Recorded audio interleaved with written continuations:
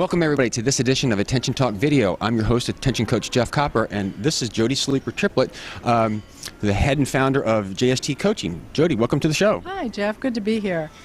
We got a great topic tonight. I don't pretend to be the dictionary on anything that defines stuff, but as a coach and somebody who trains as a coach, the topic of enabling somebody or empowering somebody, particularly in the context of parents working with ADHD kids, can you talk about what you see as the, what is the definition of each and what's the delineation between the two?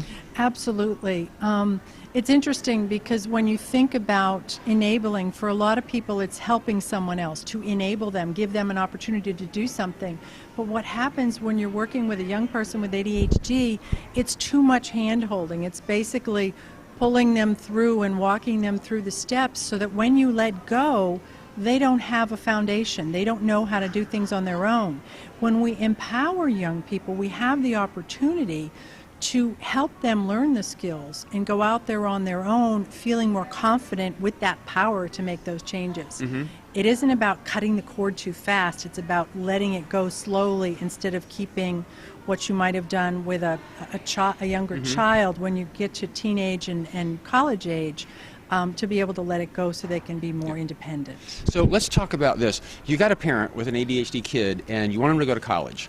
And at the end of the day, the parent wants to do everything for the kid to get good grades, and so they begin to do calendaring functions, tasks, types of stuff, so that they can stay on track. Now, when I look at that, you could rationalize it and say, I'm enabling my kid to go to college, or I'm empowering my kid to go to college. But is it empowering or enabling, and what do you think about that? Because it starts to get dicey here because it's how the story you tell yourself.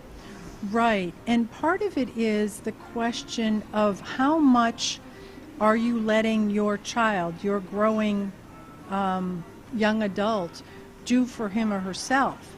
So in terms of helping them with the time management and the scheduling and doing those things, you do things together. Rather than grabbing the pen and saying, no, you don't have that right, and doing it for them, we're working and saying, okay, how might you do that on your own? What's it going to look like for you when you fill out your schedule and notice that you don't even have time to grab a burger? So it's helping to create awareness as a parent, rather than saying, no, you can't do that because you won't have time to eat lunch, because that's not what they want to hear, and it's really not helpful. Because it's telling them what not to do. It's not giving them an option to think, well, what could I do in order to make sure I eat? You just brought up a firestorm of just things, because in one sense, I coach more adults, and I would always say, what would enable you to keep your schedule on time for them to try to discover that? And I can just imagine saying that to like a 16-year-old and their brain kind of freezing up and whatever. And when I ask that question to an adult, I'm trying to empower them to discover it on their own what works. But I don't think that would work well for a teen. But at the same time, I know with adults, sometimes you have to give them a template, a place to start, and say, well, let's sit down and do it like this. And then they don't always do it like that. They change it and make it their own. But it's overwhelming to start with possibilities. So if I start with one place, it's there. So taking to a kid, I think that what I'm hearing is ADHD kids could get overwhelmed, that if they've never done it before, they might not. So to sit down with them and model something for them, and then do it with them, and then slowly back out, even to the point where you let them fail a little bit, because to me that would be the hard part. It's hard for coaches as well as for parents, but the lesson learned, and the fact that a lot of times just by having, whether it's a failure or just taking a few steps back and not getting exactly where they want to go, they tend to come back and ask for more and realize, there's a value in cooperating and collaborating with other people, but you don't know that until you don't have that other person there. We know that as adults because sometimes we have to do things alone. But when we have children who are growing up that always have a parent and more in support, especially kids with ADHD that have this whole support team, you don't want to just send them off with no support team. So let's slowly, like you remove the tutor, or you remove some of the day-to-day check-ins from the parents and say, okay, let's check in a couple of times a week and see how you're doing in the meantime.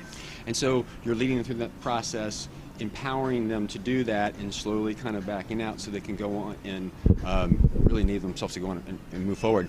I got in this conversation, I don't want to catch you kind of off guard, but I started thinking about this because I have kids myself, and I've made a few mistakes along the way. And what's interesting to me is the later that you try to empower them, the more difficult it is. Yes. So if your 6th grader screws up a test, it's not on the high school transcripts, but I got a senior right now, and I can remember, well, in junior, so it's one of those things. It's easy to maybe not address, but it's really important to begin to work with them and empower them earlier, because it's so much easier than do it later. Absolutely.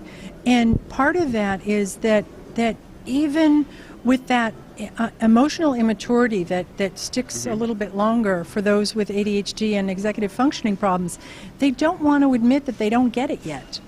And so in order to try to make changes and say, well, it might be a good idea for you to try this or that, they're thinking, I'm an adult, I'm grown up, I don't need this from you. Whereas a 6th grader is going to say, Mom, Dad, help me.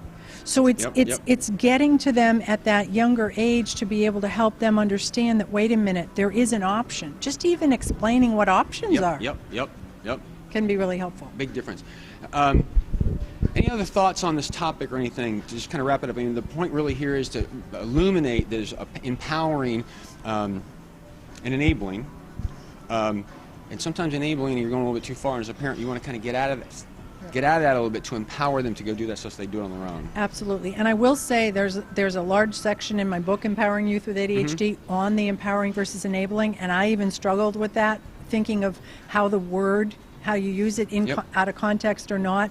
But I just encourage parents to try shifting to asking a question of how might you want to do this? What would be next for you? What would you like to see on your calendar, or see in terms of what you're doing next with your friends, or making social choices, rather than telling them what to do? And that right there shifts it from enabling to empowering. Awesome. To get your book and learn more, JSTcoach.com. And we'll actually be scrolling across the screen a little bit when the video is. So again, thank you so much for coming on the show. Thanks.